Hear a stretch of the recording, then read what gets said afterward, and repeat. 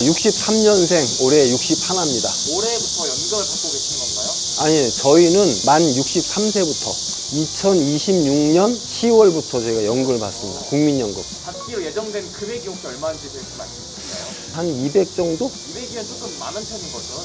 많은 편이죠. 선생님은 젊었을 때 어떤 일을 하셨나요? 저는 그냥 뭐 직장 생활 한 30년 했어요. 포스코에서 임원 역임했습니다. 그때 혹시 한 달 급여가 얼마였는지 아십니까요? 뭐 한 달로 따지긴 그렇고 연봉 정도면은 이제 그냥 억대라고 봐야죠. 일반 직장이나 임원은 다른 개념이잖아요. 듣기로는 막 임원은 계약직이라고 하던데 어떻게 되는 건가요, 임원은 혹시? 직원은 기간 개념의 노동계약을 맺는 건 아니거든요. 노동법의 그 보호를 받으면서 지속적으로 쭉 근무를 하는데, 일단 임원이 되면 뭐 회사마다 차이는 있지만 1년에 3년 정도 단기 계약을 해요. 그리고 이제 그때 성과를 봐서 재계약을 하거나 뭐 이런 식으로 운영이 되고, 그래서 일찍 퇴임하는 경우도 있고 조금 오래까지 임원 생활을 하는 분들도 계시고 좀 다르죠. 임원이 되려면 어떻게 해야 되나요? 일단은 뭐 업무 성과를 내야 되겠죠. 어떤 회사든지 회사라는 게 결국은 이제 사업을 영위해서 성과를 올리고 그 결과로 회사가 커지고 뭐 이런 식으로 해야 되는데, 이제 그런 능력을 본인이 좀 발휘를 해야 되겠죠. 일을 정말 잘해야지만 올라가는 그런 건가요? 뭐 그렇게 볼 수 있죠. 직장인 중에서 임원이 되는 비율이 얼마 정도가 되나요? 글쎄, 그건 회사마다 다르지만 저희 회사 같은 경우에는 이제 뭐 대략 뭐 1% 정도? 신입사원이 100명이 이제 들어왔다. 그러면 그 중에 한 1명 정도가 이제 임원이 되는 것 같아요. 임원까지 하셨을 때 예. 임원이 되는 과정이 되게 쉽지 않았을 텐데 뭔가 중간에 포기하거나 그런 마음은 혹시 안 드셨나요? 임원을 달기가 힘들어서 뭐 중간에 포기하고 그건 좀 아니고, 요새 젊은 친구들은 평생 직장이란 개념이 별로 없잖아요. 우리 때만 해도 평생 직장 개념이 있었어. 그래갖고 이제 한 직장 들어가면 그냥 거기서 뼈를 묻을 정도로 꾸준히 이제 근무를 하는 거죠. 하다가 이제 능력 인정받고 기회가 좋고 하면은 이제 임원이 되고, 뭐 아니면 그냥 직원으로서 이제 정년까지 하고 뭐 이런 식이죠. 임원이 안 돼서 중간에 포기한다 이런 거는 좀 아닌 것 같아요. 그러면 선생님은 입사하셨을 때 완전 평상부터 들어가셨던 거예요? 그럼 신입사원부터. 선생님 그때 나이가 얼마였나요? 그때가 89년 말이니까 만으로 한 26, 7? 26을 들어가서 60세까지 쭉 정말 계속 일만 하신 거네요? 2019년까지니까 30년, 56, 7세 정도에 이제 은퇴를 한 거죠. 쉽지 않았을 것 같아요. 그리고 버티는 게. 처음에 좀 어려워, 처음에는 이제 학생 뭐 이렇게 있다가 회사라들 들어가니까 좀 적응하기가 좀 힘들더라고. 한 3년 지나니까 뭐 나름 편해졌어요. 점점 할수록 그 적응이 되잖아요, 사람들이 하다 보면. 나중에는 뭐 괜찮더라고. 그러면 선생님은 임원할 때 좀 많이 보셨잖아요. 그때 집이나 자가를 구매하셨었나요? 그럼요. 집은 하나 있죠. 얼마짜리 집 사셨는지. 아예 그냥 뭐 그거는 뭐 그냥 적당한 선에서 적당한 선에서. 뭐 5억 이상은 되죠. 그때 샀을 때. 요즘에 그런 젊은 사람들이 금방금방 막 그만두고 하는 거는 보면서 어떤 생각이 좀 드세요? 난 자연스럽다고 생각해요. 우리 쪽 개념이 약간 보수적이고 좀 그렇지. 일하다가 이게 내 적성이 아니다. 그럼 뭐 다른 또 내 적성에서 맞는 일 할 수 있는 거고, 또 뭐 더 좋은 조건으로 또 스카우팅 제의가 들어오면 뭐 갈 수 있는 거고, 그런 거 자연스럽다고 생각해요. 요즘에는 조금 이제 워라밸도 생기면서 네. 조금 이제 회사 생활이 조금 유순해졌다라고 생각을 하는데 그때 당시에는 되게 엄청 뭔가 무섭고 빡세다고 할까요? 그런 게 좀 있었잖아요. 그럼. 그때 그걸 좀 버틴 선생님만의 그런 노하우가 좀 있을까요?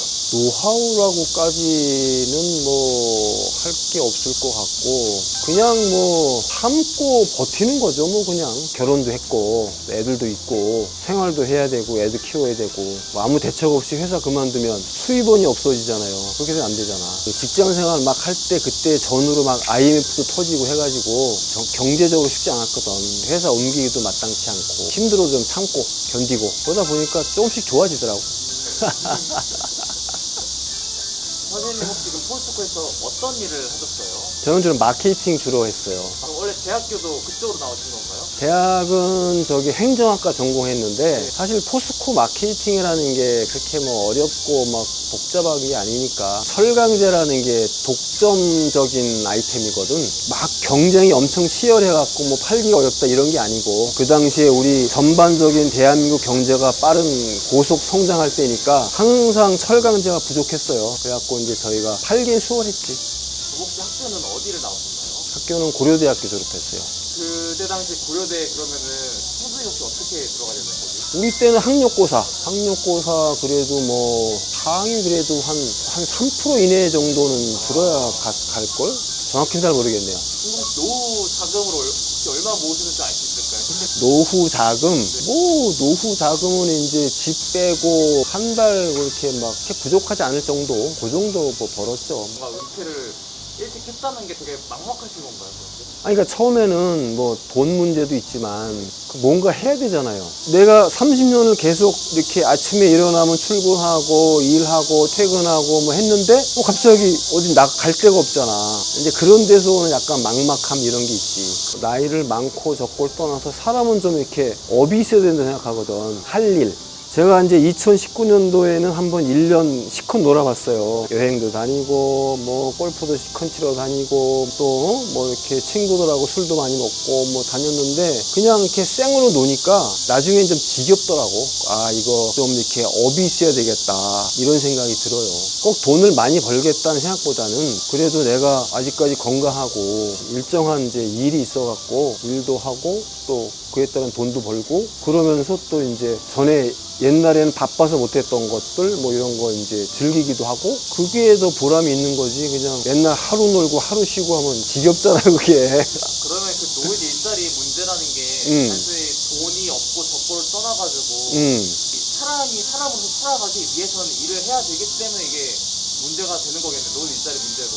그렇다고 봐야죠. 근데 그건 뭐 개인마다 이제 개인차는 있겠죠. 아유 나는 뭐 저 돈도 있고 그 뭐 일하는 거 귀찮으니까 그냥 나 그냥 놀래. 뭐 이런 사람도 있을 거고 뭐 돈 있고 없고를 떠나서 그래도 이제 건강하고 움직일 수 있으니까 그래 아직도 난 일하고 싶다 하는 사람도 있을 거고. 근데 내 생각에는 나이가 들어도 여건이 되면 일하고 싶어 하는 사람이 많을 것 같아요. 그러니까 개인적인 생각은. 저희가 전에 인터뷰했던 분들 중에서 어떤 분은 일 안 하고 집에만 있으니까 막 몸이 늙어간다. 그렇죠. 그럴 수 있지. 그럼. 체감이 되시던가요? 나 뭐 그 정도까지 놀지 않았고 근데 뭐 그럴 것 같아요. 그러니까 이제 일단 뭐 집에만 있으면 활동량도 줄어들 거고 이렇게 사람하고 대화도 줄어들 거고 그러면 뭐 이렇게 뇌를 쓰는 거 이런 것도 좀 줄어들 거고 전반적으로 빨리 노쇠해야 되지 않을까? 사람도 아마 저는 차량이랑 좀 더 비슷한 것 같아요. 차도 가만히 세워놓으면 그냥 금방 이렇게 고장나잖아. 그러니까 사람도 가만히 있으면 오히려 더 빨리 늙고 좀 안 좋아질 것 같아. 어느 정도 활동을 해야지. 그러면 선생님은 아까 전에 골프도 치시고 여행도 있다고 하셨잖아요. 그때 당시 한 달에 생활비가 얼마 정도 나오셨나요? 생활비는 좀 많이 나오더라고요. 한 500에서 한 700? 그럼 그때 말고 그냥 평균적으로 노후 때 한 얼마 정도 생활비고 들겠다라는 금액이 좀 있을까요? 내 기준으로는 기본 한 500 정도는 들더라고요. 우리는 저녁을 기본적으로 집에서 잘 안 먹어요. 거의 다 외식. 귀찮잖아. 그럼 일반적으로 노후에 저희가 젊은 사람들이 노후가 된다고 했을 때 적어도 한 달에 얼마 정도씩은 노후자를 얼마를 좀 벌어놔야지 좀 편안하게 살 수 있을까요? 최소 5억 이상은 좀 있어야 되지 않을까요? 노후 자금으로 집 빼고. 집 빼고 현금으로 5억 정도 있어야지 좀 이제 편안하게. 그래야지 좀 되지 않을까 싶은데. 몇 달 기준인가요?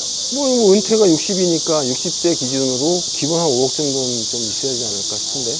그러면은 20대 1억, 30대 1억, 40대 1억, 50대 1억씩 모으면 되겠네요.